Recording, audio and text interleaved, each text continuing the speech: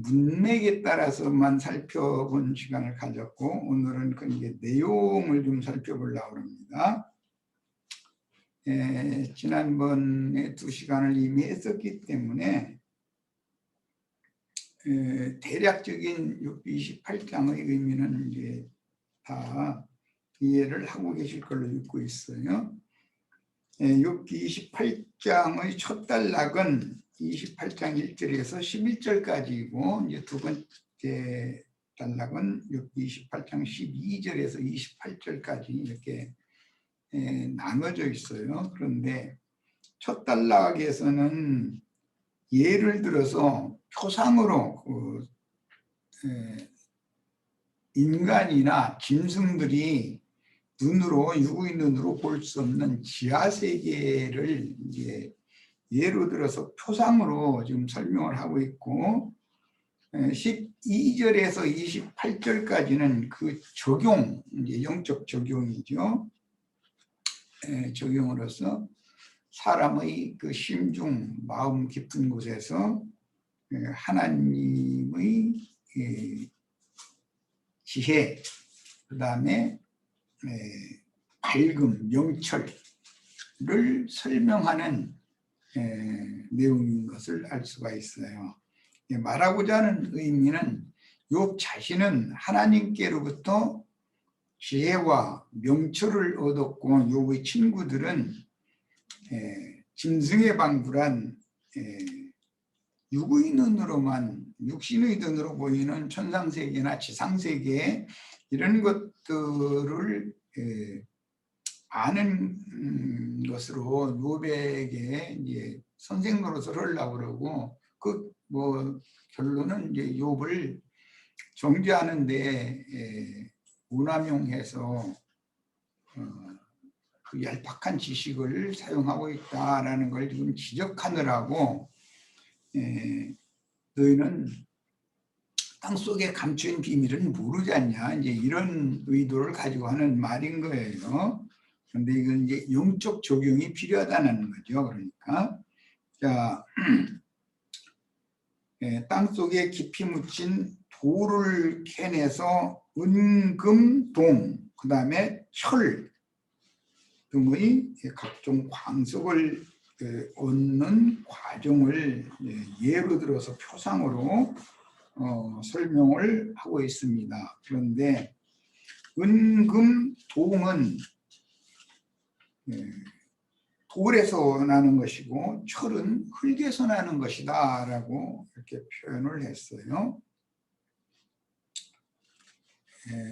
은금이야 이제 가장 가치가 있는 것이지만, 동도 성소에서, 성전에서 마당 기물로 사용이 됩니다. 그러나 이제 동은 쉽게 자꾸 손질하지 않으면 녹이 쉽게, 동록이 자주 나는 것이 특징이고, 철이라고 하는 것은 옛사람의 그 굳은 아집을 상징할 뿐 아니라 부패하고 썩는다 이런 것을 상징합니다. 철은 흙 속에서 얻는다 그랬는데, 특징이 산화가 빨리 되는 특징이 있죠. 그런데 강하죠. 이것은 옛사람의 강한 기질과 아집. 그런데 강한 것 같지만 그렇게 쉽게 썩어버린다는 것을 표현하는 거예요. 동은 쉽게 부식하지는 않죠. 그 대신 이것은 사람이 동으로 만든 그릇이나 기물 이런 것은 자꾸 잿물로 해서 닦으면 반질반질하게 바로 윤기가 나죠. 이제 거듭난 사람이지만 육신에 있는 어린아이 신자들을 상징할 때는 마당만 밟고 다니는 신앙으로 이렇게 상징하기 때문에 그건 어린아이 신앙을 상징하는 거예요.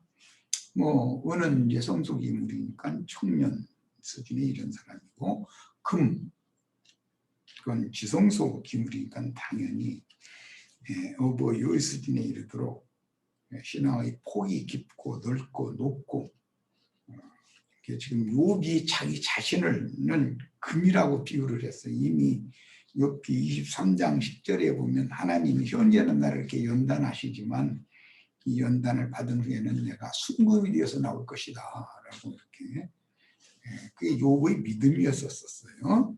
자, 그래서 기하에 붙인 각종 광석에서 보석을 얻는 과정을 이렇게 설명하는 것은 자신의 영혼 속에 감추어진 하나님의 지혜와 명철을 친구들이 자기를 가르치려고 하지만 그들은 짐승에 방불한 천연적인 본성적인 지혜와 지식밖에 없다. 그러나 나는 하나님께로부터 계시로 받은 지혜와 지식이 있다. 명철이 있다. 이것을 대비시키려고 욥기 28장을 지금 증거한 거예요. 사실은 독백 형식으로 되어 있지만 이것은 친구들과 그 주변 사람들을 염두에 두고 하는 말이 계속해서 이제 27장에서 31장까지 계속 이어지는 거예요. 독백 형식으로 되어 있죠. 땅속 깊이 감추인 광산을 개발하여 광석을 얻고 광석을 또 재련해서 보석을 채광하고 그이 쓰는 이치를 들어서 하나님께 깊이 감추어진 지혜와 명철을 얻은 자신의 정당성에 대한 논리, 자신의 이제 신앙을 지금 친구들의 신앙과 대비해서 이런 증거를 하고 있는 거예요. 28장을 읽으면 상고시대 사람인 욥의 마음에 감추어진 지식이 얼마나 대단한 자였는지를 알 수가 있으며 욥의 주장대로 그의 가슴 속에 감추어진 하나님께 얻은 보화인 지혜와 명철이 어느 수준인가를 알 수가 있습니다. 우리는 이제 내가 욥기 서두에서도 말씀을 나눴었지만 욥은 동방의 현자였고 그 친구들도 동방 사람들이었죠.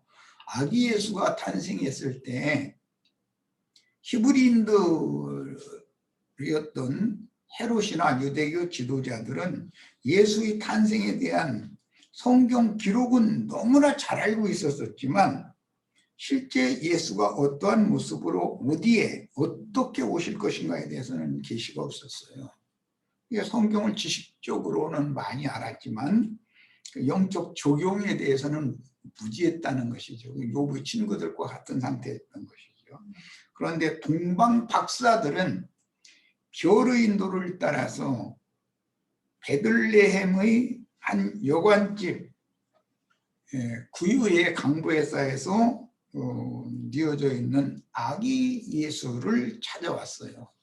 찾아와서 보배합을 열고 그 욥기가 지금 말하고 있는 그 순금과 유향과 모략을 예물로 드리고 경배하고 헤롯이 아기 예수를 죽이려고 한다라는 것을 간파하고는 다른 길로 다시 동방으로 돌아갔다 이렇게 기록이 되어 있어요.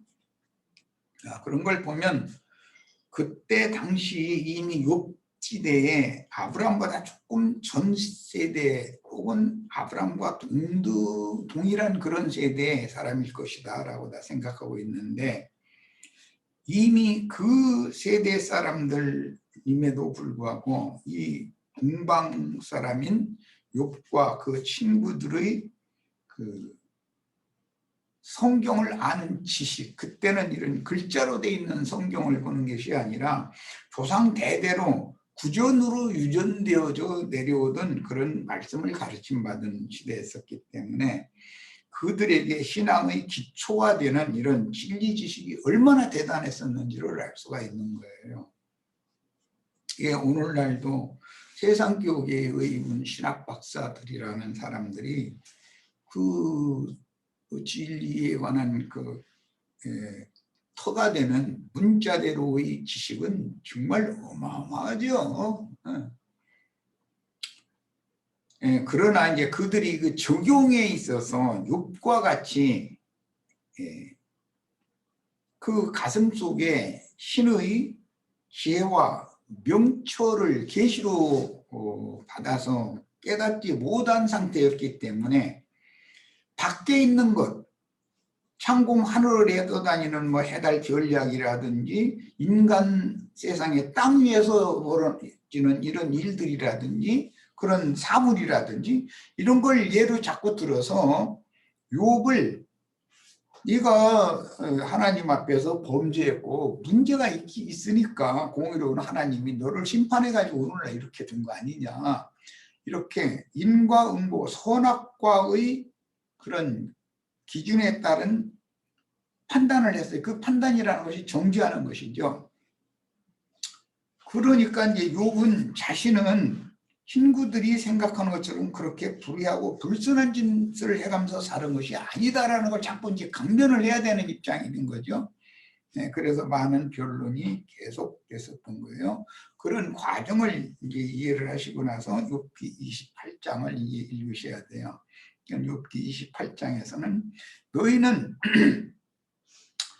육신의 눈으로 보이는 것, 즉 이제 영적으로 말하면 태생적으로 본능적으로 사람 속에 넣어준 그런 지혜와 지식, 사실은 이것은 뱀이 주는 지혜와 지식인 건데 그것만 가지고 있고 그것의 내면의 뜻, 속에 감추인 의미는 전혀 알지 못하고 있다. 하나님이 나에게 이런 연단과 시련을 보내시는 것은 나로 하여금 정금이 되어져서 하나님 앞에 나오게 해서 하나님의 귀한 그릇으로 쓰시려고 하는 것인데 너희는 이걸 모르고 있다. 그러니까 답답해가지고 계속 이 얘기를 이제 해나가는 거예요. 그런 개념을 이해를 잘 하시길 바랍니다. 상고시대의 욥과 같은 현자가 있었고 후대에 먼 훗날 다윗의 아들 솔로몬이 이런 지혜를 하나님께 얻어가지고 만물과 만사를 논하는 지혜와 명철함이 있었다라고 성경이 증거를 하고 있습니다. 그러니까 그때 당시 욥이나 후대의 솔로몬의 지혜는 지혜자, 하나님의 지혜자이신 그리스도를 상징하는 인물이었다라는 걸 우리가 알 수가 있는 거예요. 자, 이제 본론으로 들어갑니다. 1절, 2절. 은이 나는 곳이 있고 금을 재련하는 곳이 있으며 철은 흙에서 캐내고 동은 돌에서 얻어서 녹여 얻느니라 그랬어요. 은이 나는 곳, 그 다음에 금을 재련하는 곳, 이것은 창세기 2장에 보면 하윌라 땅에는 순금이 나는 땅이었다 이렇게 기록이 되었고, 후대에 함족이나 뭐 셈족이나 야벳 쪽이나 모두 이 정금이 나는 땅, 순금이 나는 땅, 하윌라라는 이름을 인명으로 자기 후손에게 지어주는 경우가 있어요. 창세기 10장에 보면 누가 하윌라를 낳았다라는 말이 두 번이든가 세 번이든가 나오죠. 지명으로 사용하는 경우가 있고 인명으로 사용하는 경우가 있다. 그만큼 그 상고시대, 태고시대로부터 금을 귀하게 여겼다라는 걸 알 수가 있어요. 자, 욥의 친구들을 반박하는 변론 내용 중에 은, 금, 철, 동의 광석과 재련 과정을 들고 나오는 까닭은 자신의 가슴 속에 감추어진 각종 광석으로 비유한 보화들을 친구들에게 자랑하면서 하나님께서 자신을 어떻게 연단함으로 광석, 보화가 감추인 그 밭을 하나님이 값주고 사시려고 자신을 지금 현재 광석을 자신 속에 넣어주시고 그 광석을 주님이 캐내가지고 그것을 불같은 연단 시험을 통해서 지금 재련해서 불순물을 제거하고 순금, 깨끗한 은, 그다음에 동, 철 이런 것들을 추출해내서 하나님이 쓰시려고 그런다. 지금 이 얘기를 하고자 하는 거예요. 그냥 이 욥이 지하세계, 뭐 눈이 밝은 솔개나 매나 이런 것, 또는 힘 있는 기는 짐승, 뭐 사자 등 이런 것도 땅 쏘고 일은 모르지 않냐. 너희는 눈이 밝은 체 하지만 사실은 그것은 선악을 알게 하는 나무를 바라보는 눈이 밝아진 거고, 하나님의 비밀한 계시들을 받아서 명철해져서 밝아진 것이 아니다. 지금 그 얘기를 하려는 거예요.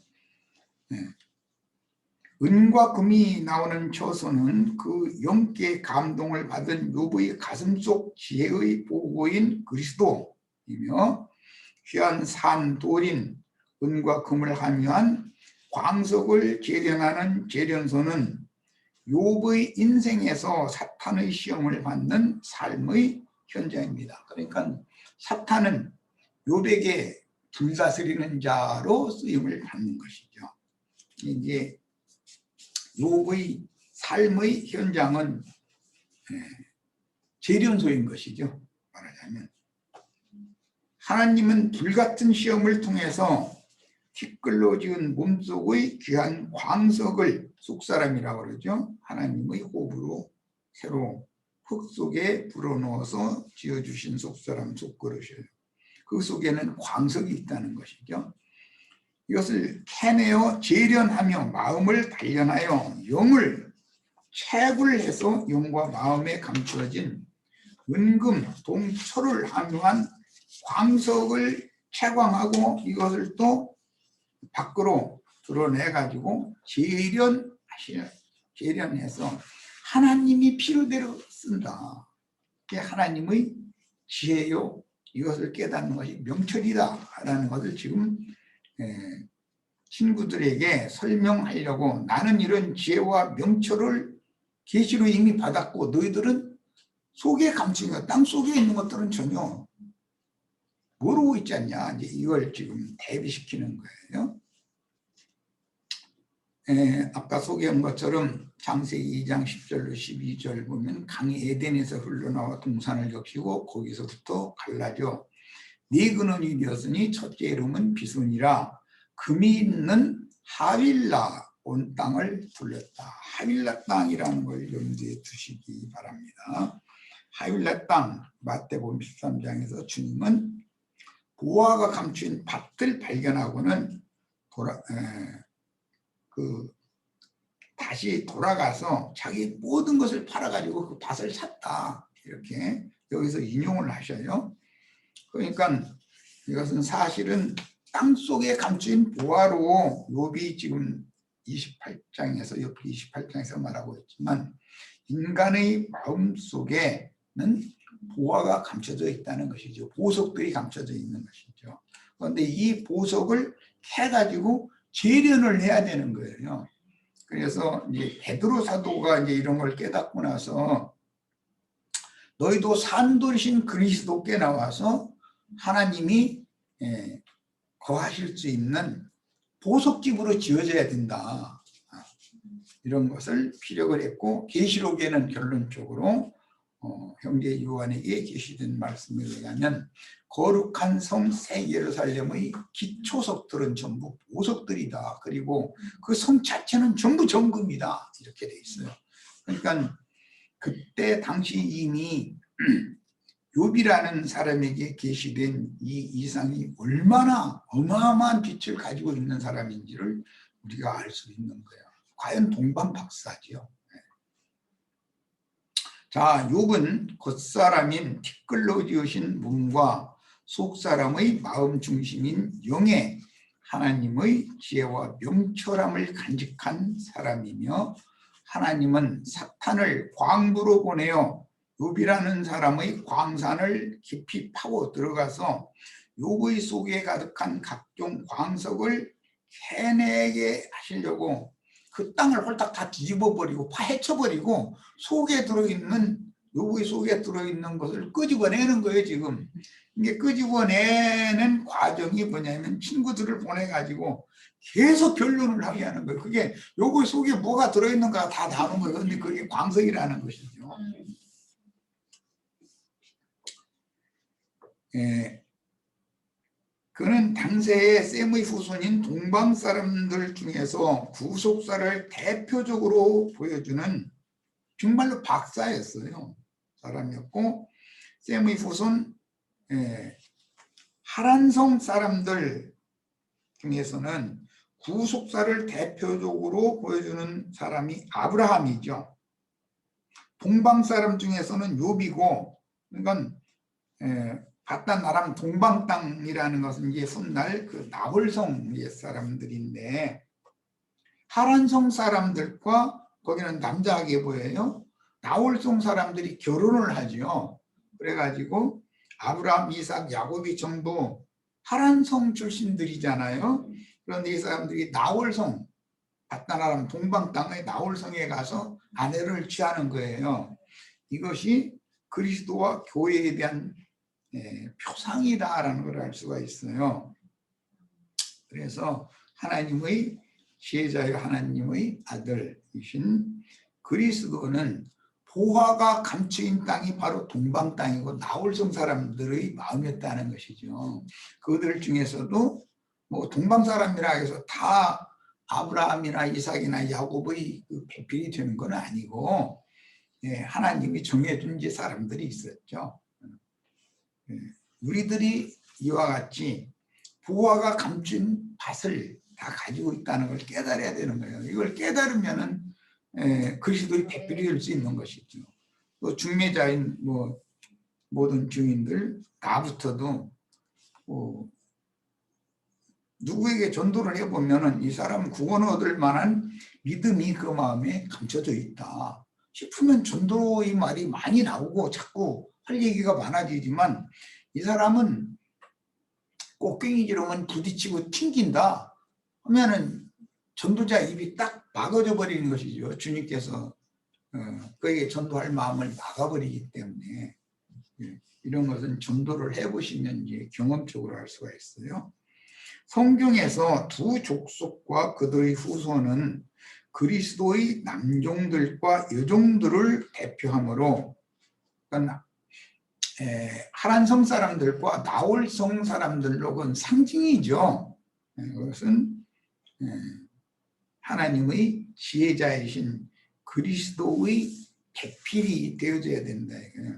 그리스도의 배필은 그리스도 하나님의 지혜를 수용하고 받아들일 수 있는 그릇들이어야 된다는 것이죠.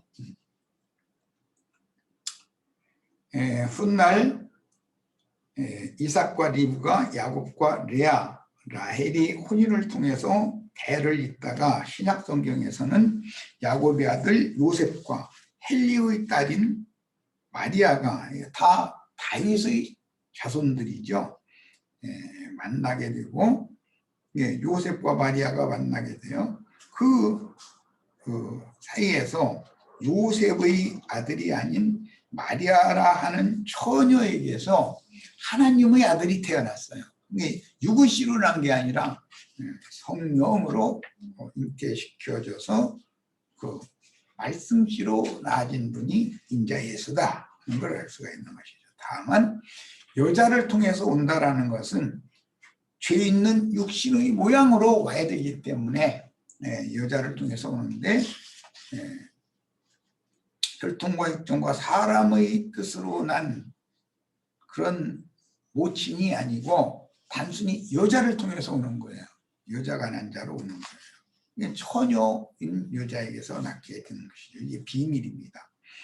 예수가 동정녀 마리아에게서 났을 때 동방 박사들이 별의 인도를 따라 베들레헴의 짐승우리 구유에 강보에 쌓여 놓여있던 아기 예수께 경배하고 황금과 유향과 모략을 예물로 드리고 경배했다. 그러면 그 예물이라는 말은 코르반이라고 그래요. 코르반.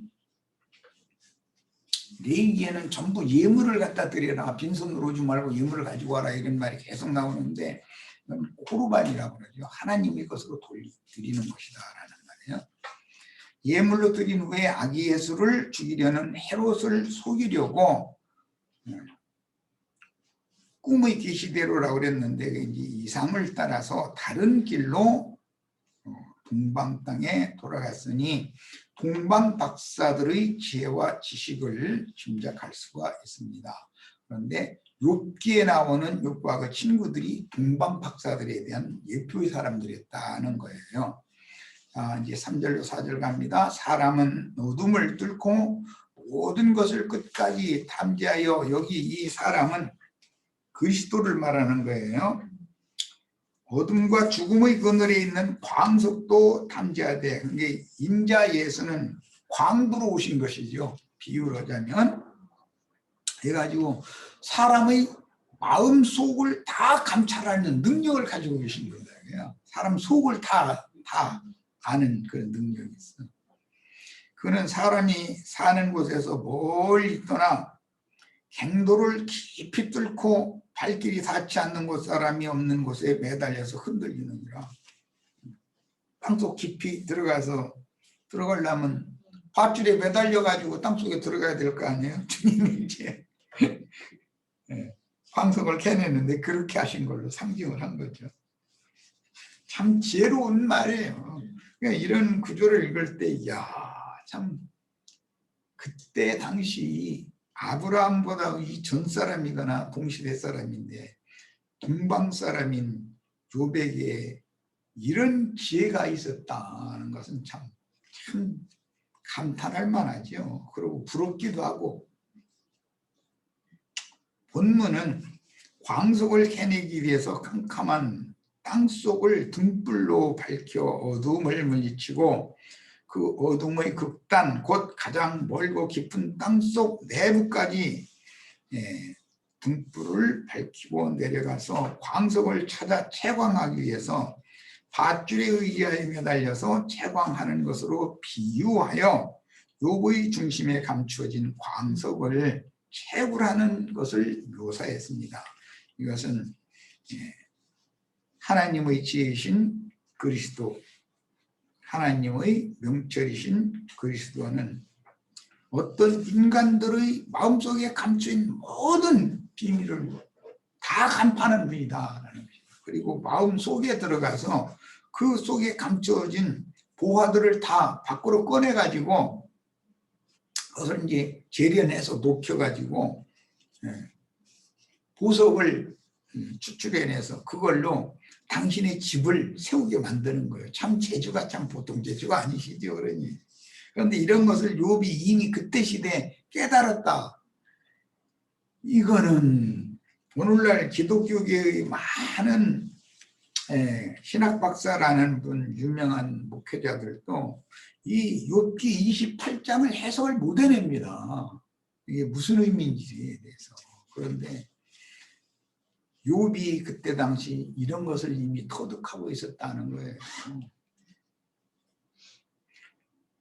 한 사람의 전도자를 얻으시는 하나님은 그분의 마음에 합한 사람을 찾으시면 보화가 감춰있는 밭을 발견하면 그 말이죠. 이런 과정을 경험시켜서 택하신 종을 길러내시는데 증인들이 욥과 같이 채광 과정과 쇠풀무 세상의 재련소를 통과하여 불순물들을 녹이고 제거해서 은금동, 철 등의 유용한 광물을 얻으셔야만 하늘의 한 성을 세우실 수가 있는, 하나님의 집은 이걸로 세우는 거예요. 그런데 철은, 흙에서 얻는 철은 옛사람의 강한 기질과 아집이지만 이것은 쉽게 산화돼 버린다, 삭아버린다. 그것은 하나님의 집의 건축 재료가 아니죠. 철그릇이라는 하나님의 집에서 세우는 게 아니니까. 세속 교계가 주장하는 교리를 배우는 신학교에서 신학을 공부하면 전도자로 생을 갖는다라고 주장하는 것은 우주 만물과 만상과 만사를 창조하여 경영하시는 하나님을 신학 공부를 통해서 알 수 있다고 주장하는 무지와 우준함을 드러내는 주장이다. 신학교에 가면 지혜를 얻기는 얻는데 그것은 하나님의 참 지혜를 얻는 게 아니라 뱀의 지혜를 얻고 지식을 얻는데 그것은 세상 지식을 얻는 것이지 참다운 예수 그리스도의 지혜와 지식을 얻는 것이 아니다라는 것을 알아야 된단 말이죠. 그는 사람이 사는 곳에서 멀리 떠나 갱도를 깊이 뚫고 발길이 닿지 않는 곳, 사람이 없는 곳에 매달려 흔들린다 이랬어요. 이 표현이 얼마나 좋아요. 광부가 깊은 갱도 밑에 내려갈 때 밧줄에 의지해서 이렇게 내려가 가지고서 흔들흔들 해가면서 광석을 캐내가지고서 그걸 지상으로 올려서 거기서 또 재련해가지고 그걸 뒤 쓴다. 참 욥이라는 사람의 그 지혜와 지식은 오늘날 우리들이 가히 따를 수 없는 지혜와 지식을 가진 사람이죠. 자, 이제 5절 8절입니다. 음식은 땅으로부터 나오나 그 밑은 불처럼 변하였도다. 그 돌에는 초목이 있고 사금도 있으며 그 길은 솔개도 알지 못하고 매의 눈도 보지 못하며 용맹스러운 짐승도 밟지 못하였고 사나운 사자도 그리로 지나가지 못하였느니라. 광석이 있는 곳에 찾아 들어가는 길은 밖에 세상의 것만 보는 눈 밝은 새나 힘 있는 짐승들을 땅속의 내용은 모른다. 이 얘기를 왜 하는 거죠? 욥이 그 친구들 보고 너희는 짐승이야. 너희는 창세기에 모든 짐승은 저주를 받았다겠는데 저주받은 짐승 중에 가장 간교한 것은 뱀이라고 그랬는데 너희는 뱀의 지혜와 뱀의 지식밖에 모르는 들짐승이 지나지 않아. 이 얘기를 하는 거예요. 그럼 친구들이 이 말을 알아들었으면 성질내야 되는데 못 알아들으니까 가만히 있는 거죠. 지금. 네. 나한테 누가 이렇게 얘기했으면 나는 난리 나죠. 네가 내 속을 어떻게 아냐. 내 속을 지은 조물주는 아시지. 그러면서 성질내요. 난 당연히. 너 나라에 대해서 오해하고 있는 거야 하면서 막 이제 변명할 거예요. 그런데 욥의 친구들은 이후로 대꾸가 없잖아요. 저 사람 지금 무슨 소리를 하는 거지? 못 알아듣는 거죠. 그리고 또 이제 자신들도 동방의 현자들이라고 자부하는 자들이니까 자신들은 육의 눈으로 볼 수 있는 땅 위의 일이나 육신의 눈으로 보이는 하늘의 창공 하늘의 일만을 얘기를 했지 땅 속에 관한 얘기는 또 바닷속 뭐 물길 깊은 속 이런 얘기는 속 얘기는 안 했거든. 지금 못 했거든.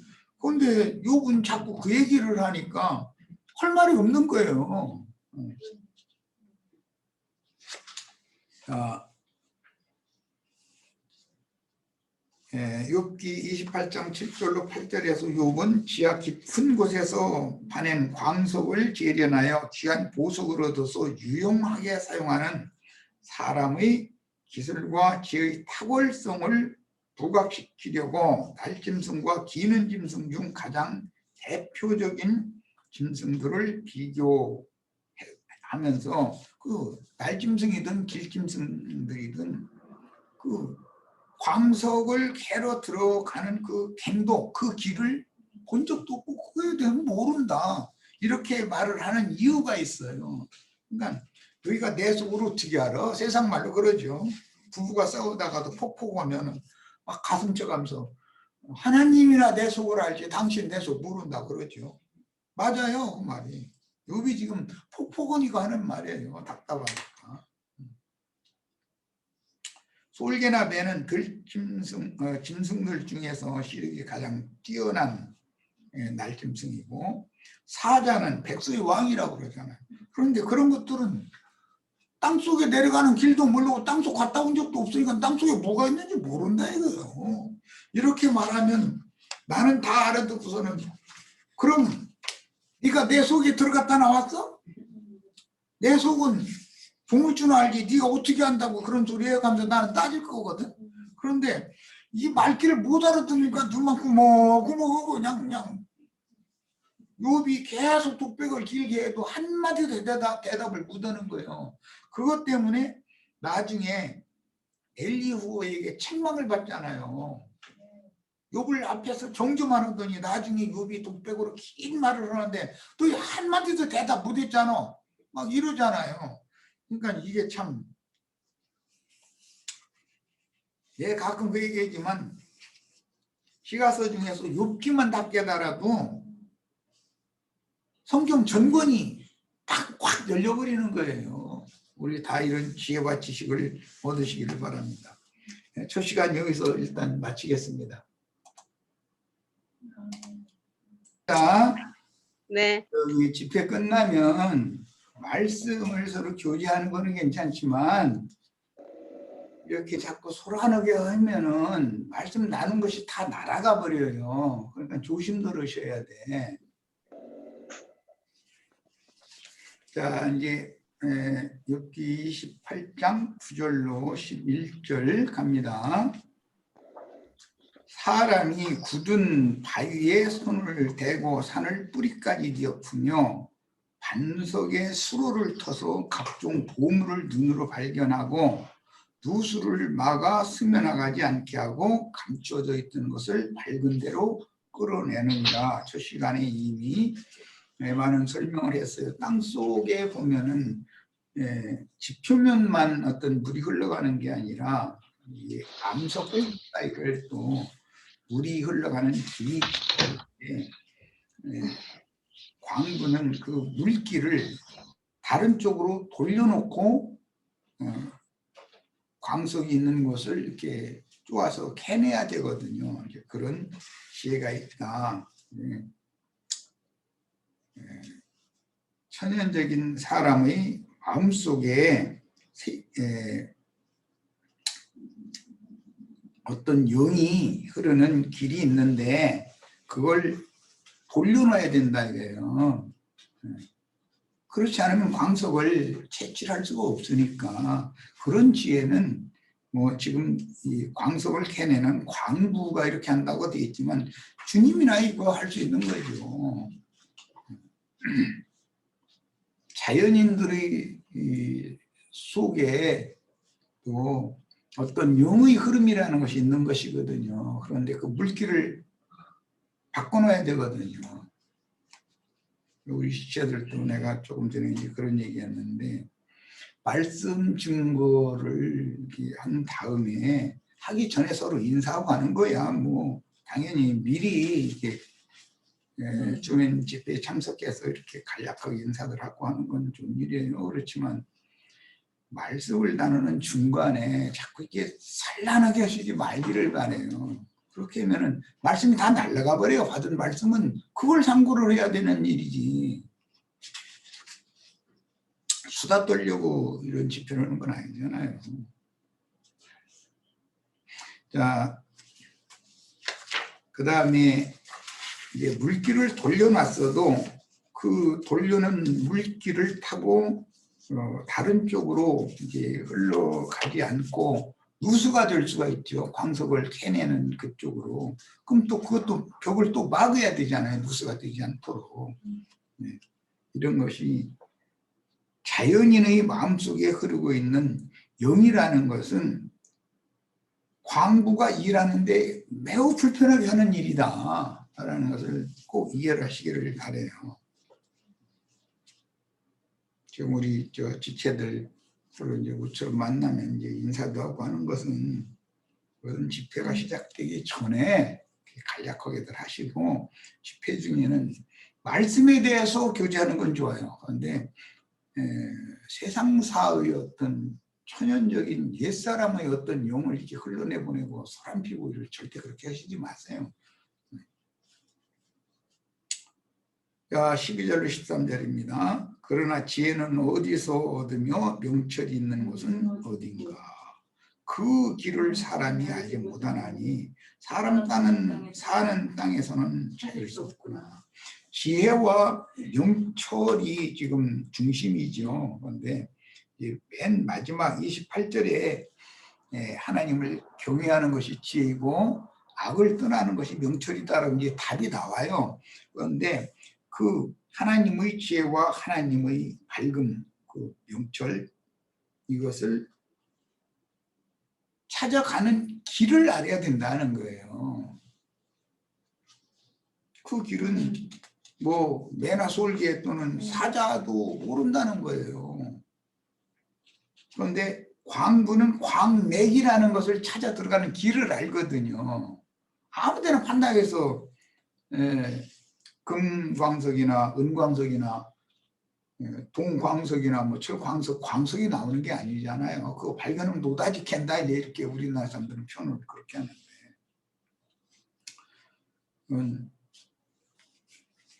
광부는 광맥을 찾아 들어가는 길을 알아야 되는 것이거든요. 우리 같은 그런 지식이 없는 사람이 광산에 간다 해가지고 금캐는 건 아니거든요. 그 길이 그리스도예요. 주님이 내가 곧 길이다 그랬어요. 정금이신 하나님께로 나아가는 길이 그리스도죠. 자, 14절 18절입니다. 사람에게 이걸 이제 적용을 하자면 겸손함이고 낮아짐이에요. 인생을 사는데 방자하게 살면은 흐트러진 인생을 살기 때문에 광석을 캐낼 수가 없어요. 광맥을 발견을 할 수가 없는 거죠. 하나님은 교만한 자를 물리치시고 겸손한 자에게는 은혜를 베푸신다라고 성경에는 반복해서 그런 말씀이 나와요. 그러면 심령이 가난하고 마음이 낮아진 상태의 사람이 아니면 그 광맥을 찾아내기 어렵다는 거죠. 노다지를 아무나 찾는 게 아니다는 거죠. 그러니까 14절로 18절 깊은 물이 이르기를 내 속에 있지 아니하다 하며 바다가 이르기를 나와 함께 있지 아니하다 하느니라. 깊은 물이 무엇이 내 속에 있지 않다, 바다가 무엇이 나와 함께 있지 않다라고 하느냐. 하나님의 지혜와 명철은 깊은 물이라 해도 바다라 해도 하나님의 지혜와 명철은 함께하지 않는다 는 말이에요. 그러니까 그 사람 속 깊은 사람이야. 그 사람 만지는 거 보면 아주 넓기가 바다 같아. 그런 사람도 하나님의 참 지혜와 밝음을 찾아내는 길을 모르는 사람일 수 있는 거예요. 세상에서는 굉장히 유능한 사람이고 칭찬받는 사람이라 할지라도 그렇다는 거예요. 순금으로도 바꿀 수 없고, 뭐를? 하나님의 지혜와 명철을 순금으로도 바꿀 수 없고, 은을 달아도 그 값을 당하지 못하리니 오빌의 금이나 귀한 청옥수나 남보석으로도 그 값을 당하지 못하겠고, 이 오빌의 금 얘기는 하윌라와 오빌은 항상 같이 나오죠. 하윌라 땅이라는 것은 넓은 영역을 말하고, 오빌이라는 것은 하윌라 땅에서 나오는 그 사금이나 금 광석을 캐내가지고 재련하는 곳이 이제 오빌이었어요. 그래서 오빌의 금 얘기가 성경에 참 많이 나와요. 황금이나 수정이라도 비교할 수 없고 정금 장식품으로도 바꿀 수 없다. 무엇을 바꾸고자 하느냐? 하나님의 지혜와 명철이라는 것은 인간사에서 그 어떤 것으로도 비교가 안 된다. 그만큼 가치가 고귀하다. 지금 그걸 얘기하는 거예요. 자, 다음에 이제 19절로 20절 갑니다. 굿수의 황옥으로도 비교할 수 없고 순금으로도 그 값을 헤아리지 못하리라. 그런즉 지혜는 어디서 오며 명철이 머무는 곳은 어디냐. 여기 지혜와 명철이라는 것은 뱀으로부터 오는 지혜와 명철도 있어요. 예. 뱀의 지혜와 세상 지식이라는 것이 있기 때문에, 그러나 이건 욥의 친구들이 가지고 있는 지혜와 명철이고, 욥은 참 지혜와 참다운 밝음을 지금 나는 가지고 있지만 너희는 이게 없다. 너희는 땅 속 일을 모르잖아. 이 얘기를 지금 계속 하는 중이에요. 야, 이제 21절로 22절 갑니다. 모든 생물의 눈에 숨겨졌고, 뭐가? 참지혜, 하나님의 지혜와 하나님을 아는 밝음, 명철은 모든 생물의 눈에, 모든 생물이라는 건 이제 나중에 네 생물이 드는데, 모든 생물을 다스리게 하자는 데서부터 나온 말이잖아요. 그런데 천연적이고 자연적인 모든 것은 사람이나 짐승이나 무엇이든 하나님 속에 감춰져 있는 지혜와 하나님의 속에 감춰져 있는 밝음이라고 하는 것은 다 숨겨져 있는 것이다. 그러면 이것은 예수를 세상에 보내서 예수께서 말씀을 받을 만한 사람, 보화가 감춰 있는 자들이죠. 제자들이에요. 그들을 발견하고 불러내는 거예요. 각각. 아무나 불러낸 것 같으죠. 그냥 갈릴리 바닷가에 이렇게 지나가다가 그물 던지고 있는 베드로 보고, 야, 너 니부터는 나 따라와. 너로 이제 사람 낚는 어부가 되게 할 거야. 그러니까 그냥 그물 배 다 버려도 그냥 따랐다. 그런 거 간단한 얘기 같은데 그게 아니에요. 주님이 베드로라는 사람을 이미 다 보고 계셨기 때문에 베드로가 그런 어부로서 일을 하는 장소에, 현장에, 삶의 현장에 찾아가서 부른 거잖아요. 이걸 생각을 하셔야 돼.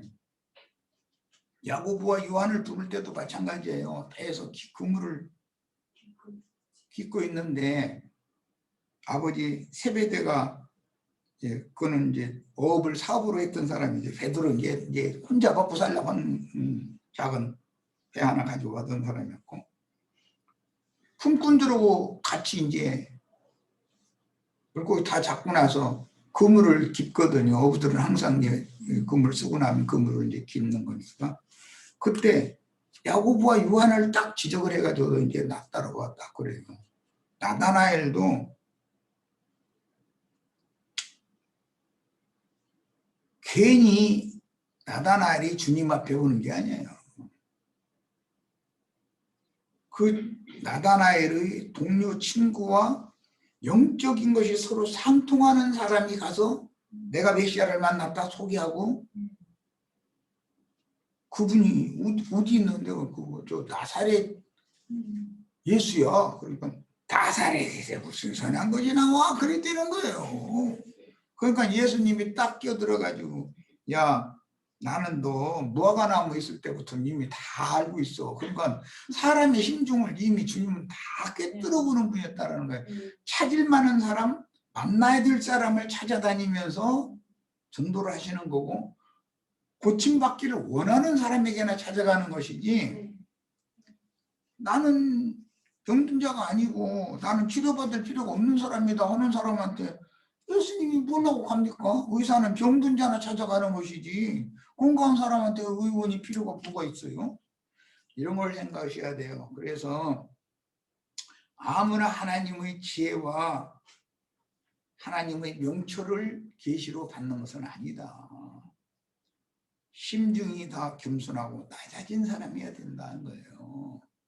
예, 만날 만한 사람을 만나시고 은혜 베풀 만한 사람에게 은혜를 베푸는 것이지 아무한테나 은혜를 주시는 게 아니에요. 이런 걸 잘 생각하시기를 바라요. 모든 생물의 눈에 숨겨졌고 공중의 세계에 가려졌으며 멸망과 사망도 이르기를 우리가 귀로 그 소문은 들었다 하느니라. 멸망과 사망도 하나님의 명철, 하나님의 지혜에 대해서 소문은 들었어요. 그럼 그 멸망과 사망이라고 여기 표현을 했지만 욥이 지금 말하는 것은 욥의 친구들 속에는 멸망의 사자와 사망의 권세가 충만하다, 이걸 지금 말하는 거예요. 너희는 마귀의 사자들이고 마귀에게 붙잡힌 자들이야.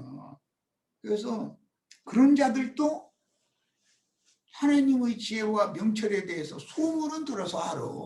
너희는 소문 들은 것 가지고 나 정죄하고 있지. 나는 처음에는 소문만 들었다 그랬는데, 소문은 들었다라는 말은 실제는 지금 그 셈족의 개념으로는 조상 대대로 구전으로 가르침을 받아왔다 이 말이에요. 조상 대대로 가르침을 받았지만 그 가르침 받은 말씀이 육신이 되는 과정, 받은 말씀을, 의의 말씀을 경험은 너희는 못했어. 그런데 나는 지금 경험하고 있는 중이야, 이 말이에요. 의의 말씀을 경험해서 아는 걸 야다라고 그러죠. 이렇게 아는 것과 의의 말씀을 귀로만 듣고서 말씀을 귀로만 들어서 아는 것은 다르다라는 거예요, 차원이. 그런데 귀로만 들은 사람들은 소문만 들은 것인데 그 뱀의 지혜와 지식으로 그걸 나름으로 요리를 하고 양념치고 막 이렇게 해가지고 사람들한테 주면은 천연적인 사람들은 그게 너무 은혜가 되는 거예요. 그러니까 막 그냥 아멘 할렐루야 하고 오늘 이제 선지자 만났다 막 이래 가면서 그 사람한테 매달리면 구원받는 줄로 이러고 착각한다 이거예요. 이것이 얼마나 중요한 문제를 지금 욥이 제시했는지를 우리가 잘 이해를 하셔야 되겠어요.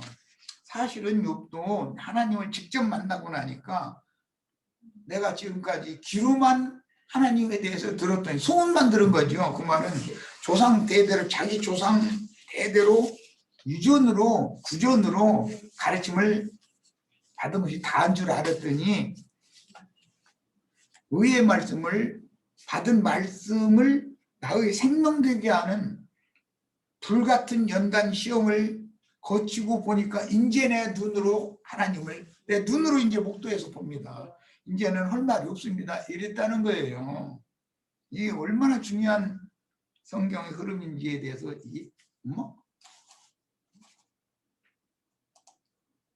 이해가 있기를 바랍니다. 이게 지금 되고 있는지 모르겠네. 하나님이 그 길을 아시며 23절 26절입니다. 있는 곳을 아시나니 이는 그가 땅 끝까지 감찰하시며, 땅 끝까지 감찰하신다 이 말은 실제로는 우리 인간들의 마음속 중심을 다 낱낱이 감찰하신다 이 말이죠. 불꽃 같은 눈으로 온 천하를 살피시며, 그죠? 하나님은 하늘 높은 곳에서 땅의 인간들이 어떤 생각을 하고 어떠한 말을 하며 어떠한 짓을 하는 것을 그냥 오래 이렇게 쳐다볼 필요도 없어요. 온 지구상에 65억 인구를 그냥 한 번에 슉 해서 그냥 보면 어느 놈이 어디에서 뭔지든지 다 알아. 그러니까 전능한 하나님이죠. 천하를 살피시며 바람의 무게를 정하시며, 이야 참 어디다가는 태풍 보내고 어디다는 적당한 바람 보내고 어디다 산들 바람 보내고 하는 거 그분이 다 무게 재가지고서 불게 하셔. 물의 분량을 정하시며 비 내리는 양도 어디다가는 얼만큼 비를 내리도록 비구름을 보내셔. 비 내리는 법칙을 이렇게 정하신다. 비구름의 길과 우레의 법칙을 만드셨다. 이야 참 욥이 하는 말 들어보면 진짜 대단한 사람이, 동방박사라더니 진짜 대단한 사람이야.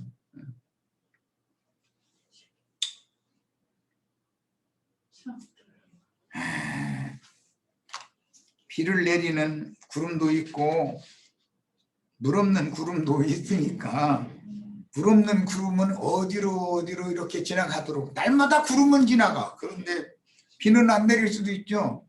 6.25 끝에 우리 3년 동안 흉년이 계속 왔어요.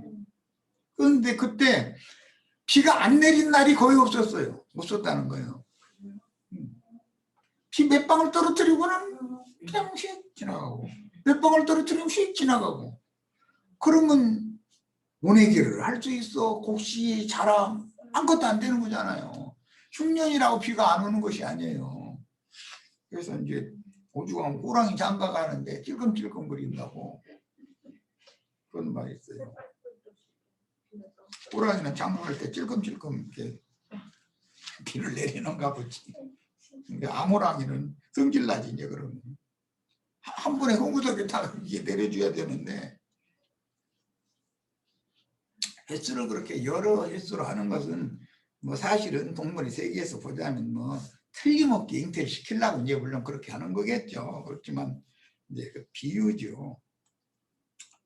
오죽하면은 흉년에 비 날마다 오는데 흡족하게 안 내리고 호랭이 장가 간다 그랬어요.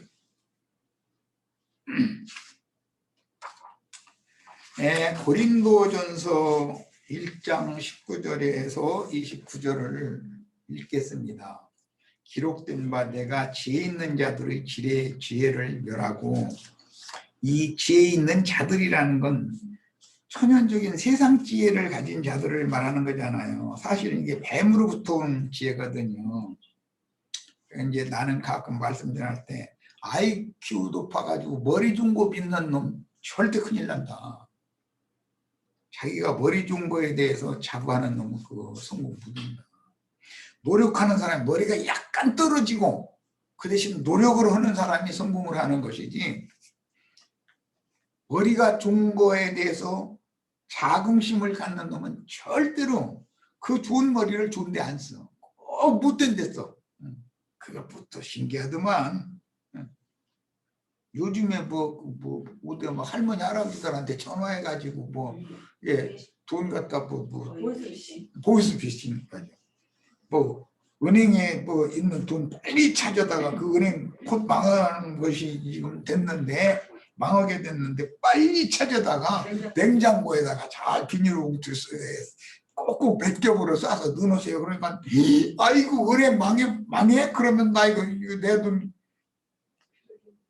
그래가지고 얼른 달려가서 그냥.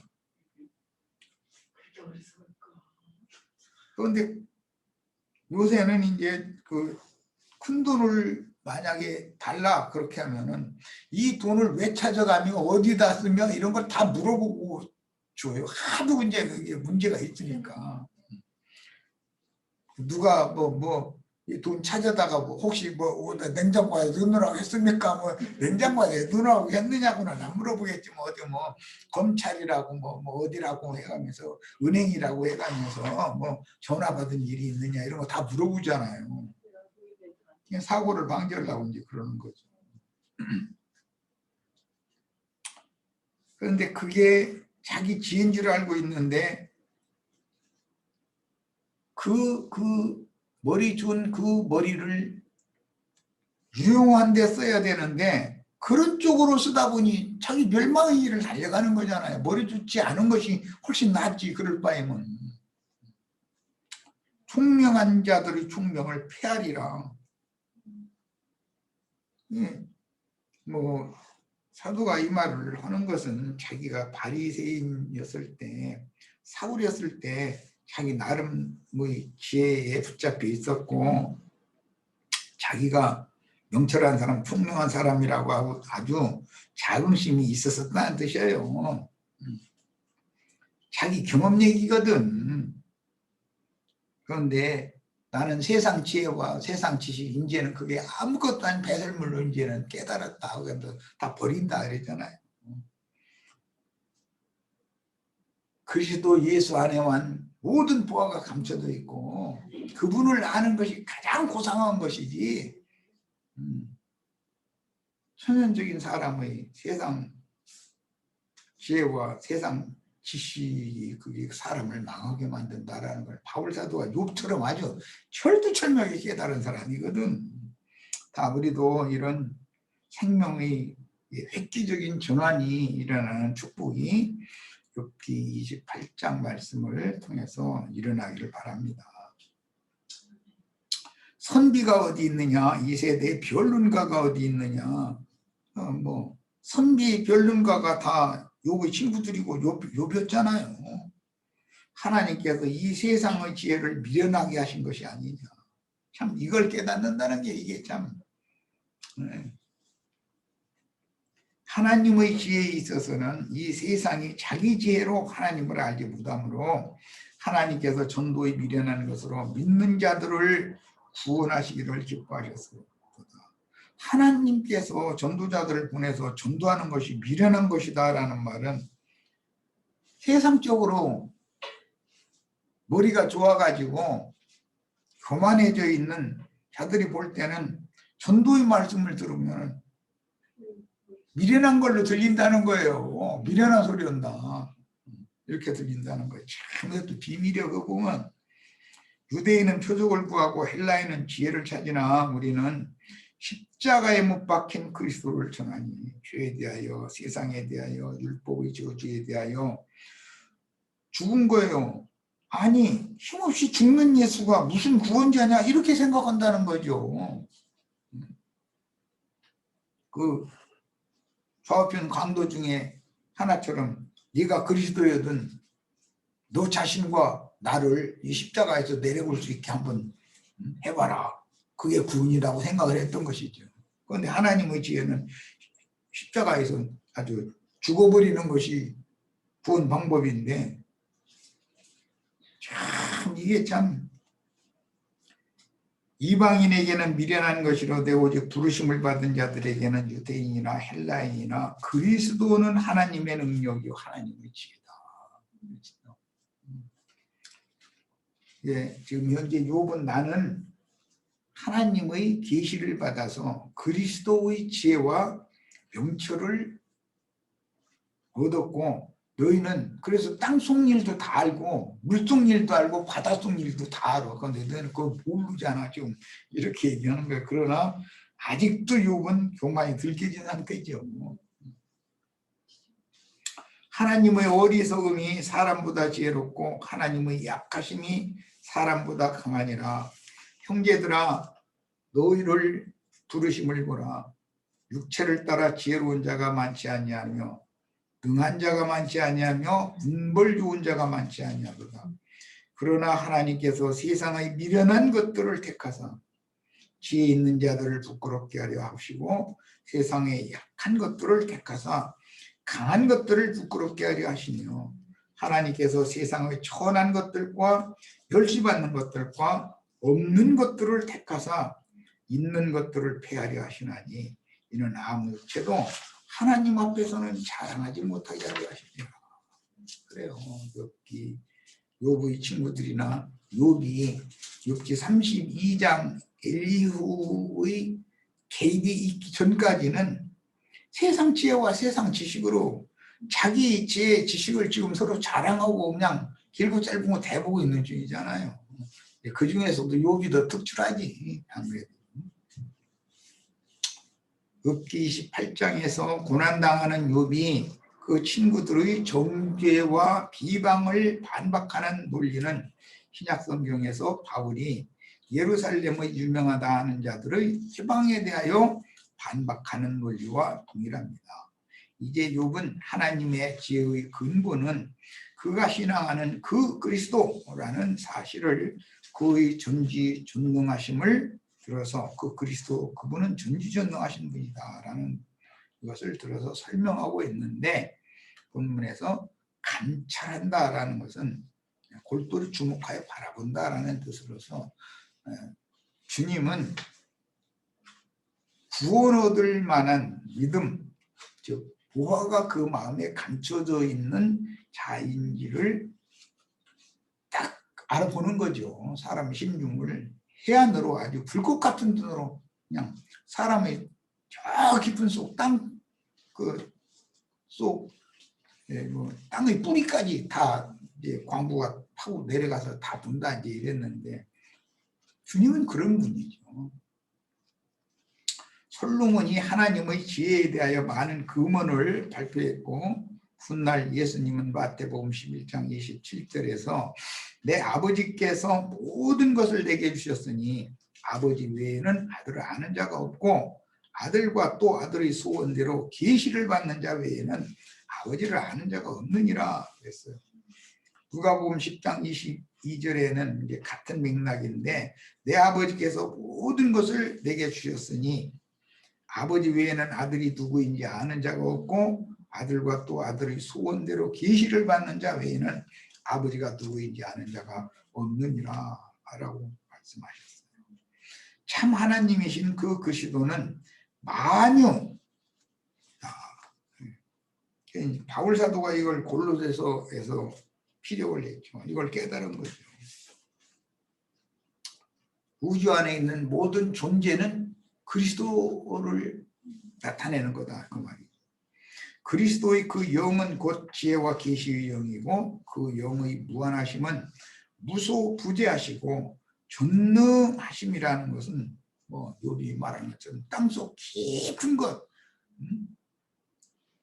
땅의 뿌리까지 파고 들어가 가지고서 그 속에 있는 것도 다 캐낼 수 있어. 인간의 마음 중심 깊은 곳에 감춰져 있는 거 다 들춰내 가지고 재련소 다 넣고서 불쳐질러서 하나님이 필요한 광석만 추출해낼 수 있는 전능하신 분이잖아요.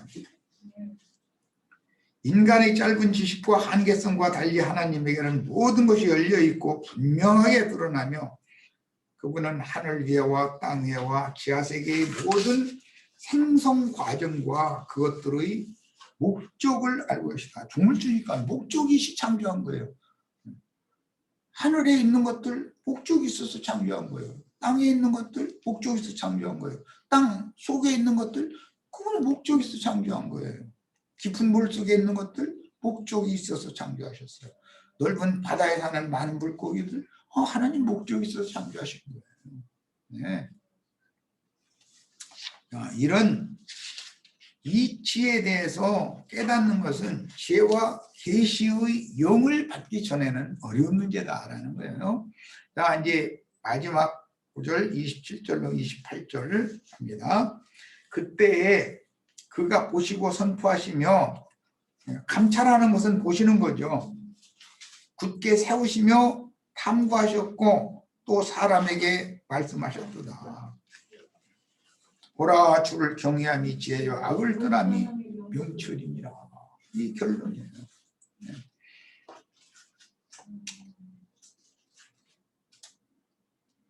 보화의 실상이신 그리스도 안에는 모든 보화가 감춰져 있는데 그 그리스도 안에 금과 은과 뭐 필요한 모든 보석이 다 감춰져 있는데 그것을 캐내려면 사람은 주를 경외해야 된다 이거예요. 그건 지혜를 얻어야 된다 이거예요. 이것은 사람이 세상의 지혜나 세상 지식으로 되는 문제가 아니다는 거예요. 그리스도 마음에 감춰져 있는 것을 내 것으로 삼으려면 그리고 악을 떠나는 것이 명철이다. 사람이 세상에 밝은 사람이다. 세상 사리에 밝은 사람들 보면 난 이 젊은 날에 내가 놀랐어요. 진짜 잘할 때 나와는 비교도 안 되는 아이들이 있었거든. 그런데 세상 사는 방법에 대해서는 나는 그 걔들이 하는 말을 이해가 안 되고 상상을 초월해. 이야, 이게 그래서 내가 언제부터 이렇게 멍청해졌지? 그걸 내가 얼마나 여러 번 느꼈는지 몰라요. 그래서 세상의 지혜와 지식, 하나님을 아는 지혜와 지식은 전혀 다르다는 걸 나중에 깨달았어. 나중에 우리 형제 자매님들은 세상에서 약사 빨아서 머리 휙휙 잘 굴러가는 사람들 오시지 말고 하나님의 지혜와 지식이 충만한 참 하나님의 사람 그리스도인들이 다 되는 축복이 욥기 28장을 통해서 형제 자매님들의 것이 될 수 있도록 함께 기도하고 같이 추구를 하는 그런 우리가 되었으면 합니다. 자, 모든 말씀 마칩니다. 이번에는 녹화를 안 했는데 자매 거기 있는 거는 저거 해.